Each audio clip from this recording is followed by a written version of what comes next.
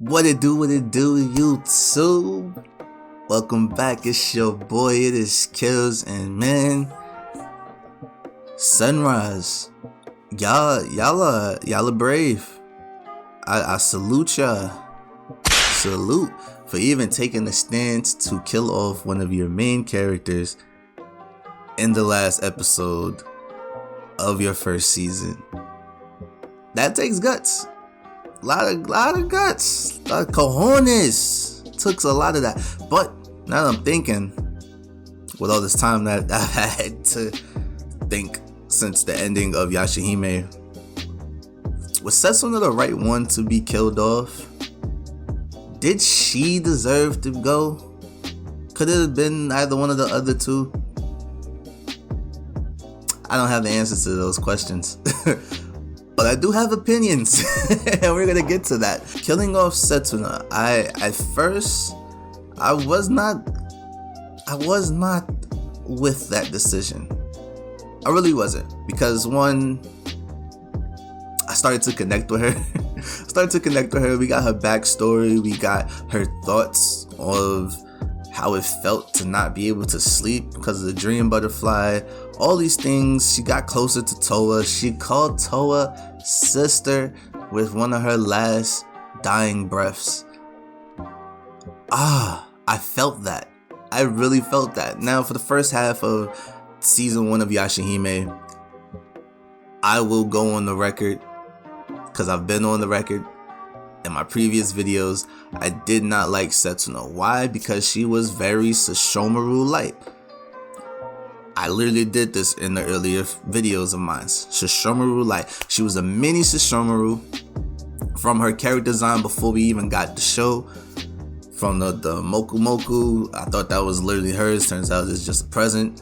But yeah, she was very Sesshomaru light. She was a mini Sesshomaru, and I had issues with that because I didn't think that you could carry a series with 3 main characters and one is just the silent type, no nonsense, don't bother me type of character. And with the way that the first couple episodes, when they were first airing, it seemed very early on, which it ended up being, that she was going to get a lot of focus, which means a lot of screen time. And I don't think you could do that with a character who doesn't really talk. Like even with my actions are my words, didn't really work that way either early on, because she was losing the fights. There was a lot of fights she was losing early on in the season that Toa was ending up winning, because Maroha wasn't really doing anything either. Toa was almost one-shotting a lot of those villains early on in the season. Here we have this Sesshomaru-like character, his daughter in fact, and she's a carbon copy of him minus the strength. And you can't minus the strength while being a demon slayer.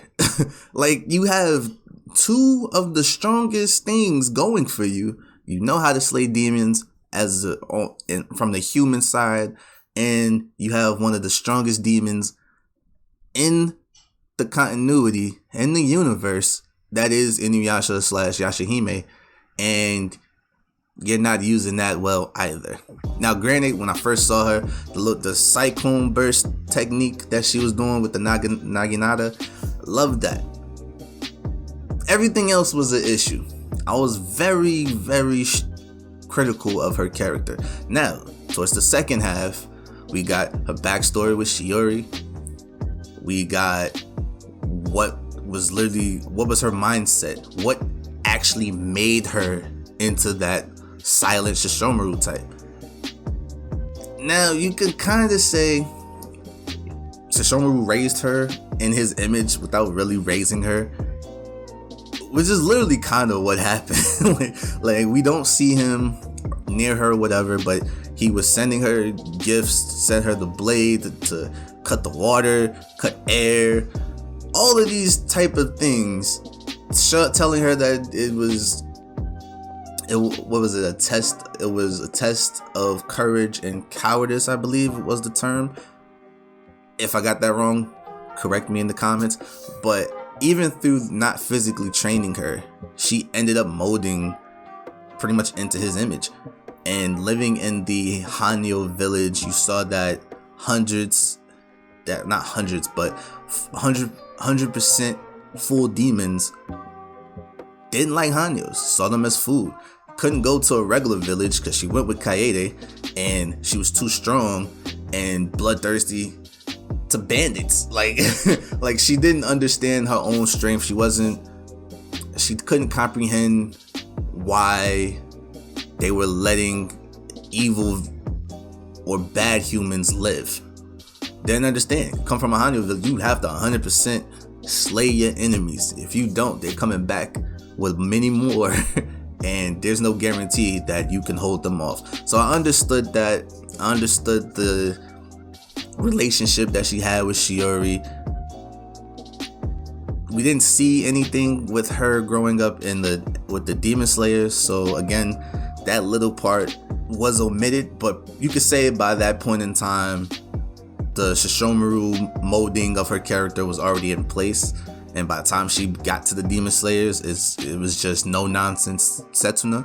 But I wasn't really hooked. I wasn't really hooked by that. And it wasn't really until she started getting her memories back, bits and pieces here and there of her childhood with Towa. Because even then, if you look at those flashbacks, both her and Towa look like they were raised in the image of Ren. They were playful, they were joyful, just no care in the world. They look like they never ran into trouble up until the forest fire.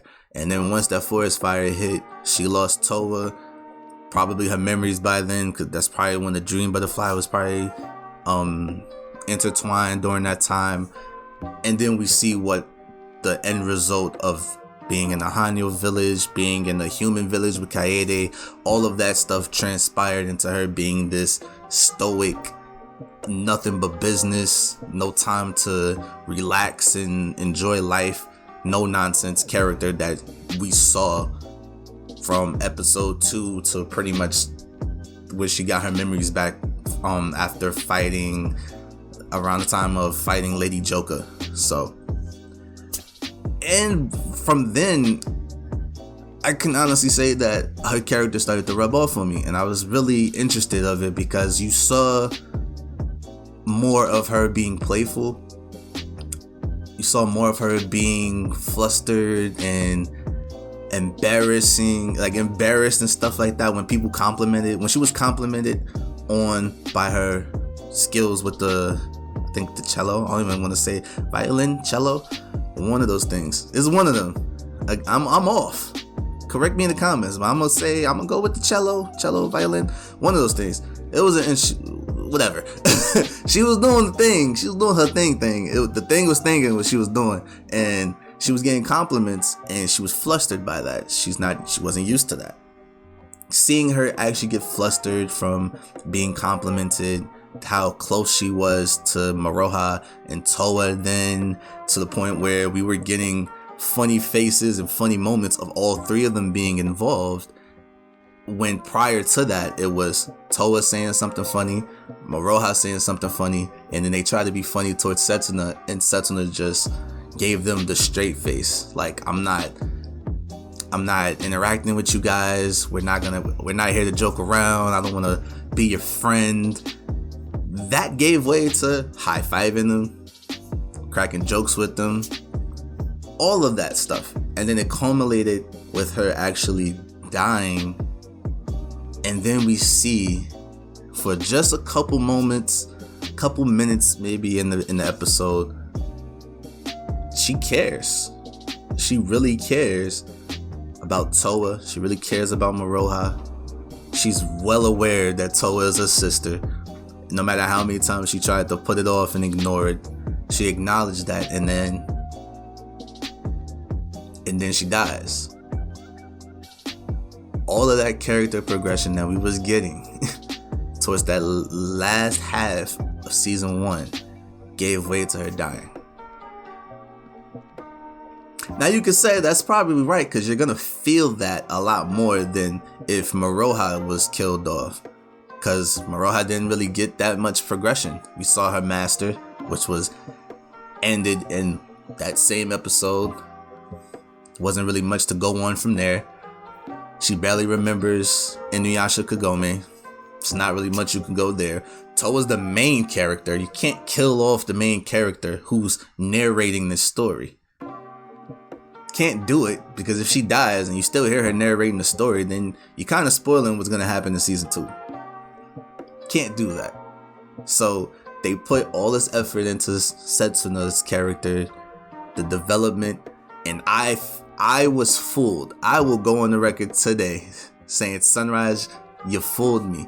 You gave me a character that I truly was not liking, almost borderline despising, and you built her up through the season to the point that when she was killed off, literally prior to her being killed off, I was sitting in this chair and I said, she is the best character right now out of this trio. And what happened next week? You killed her off. And I feel that to this day. I still feel it. That moment of her dying still hurts me. So I guess you could say she was the right person to be killed off. Even though that hurts to say right now. But what do you guys think? Was Sunrise correct in killing off Setsuna? Was it okay to invest all of this development of her character to kill her off in the end? Are you okay with that? If somebody had to go, who would you have wanted it to be and why? Put that in the comments. But that's gonna do it for this video. Drop a like, comment who you think should have gone. Should anybody have even kicked the bucket? You can be honest there. Let me know in the comments section, man. Subscribe, share the video to some friends who might like some Yashahime content. That's gonna do it for today, man. It's been your boy Kills. Peace.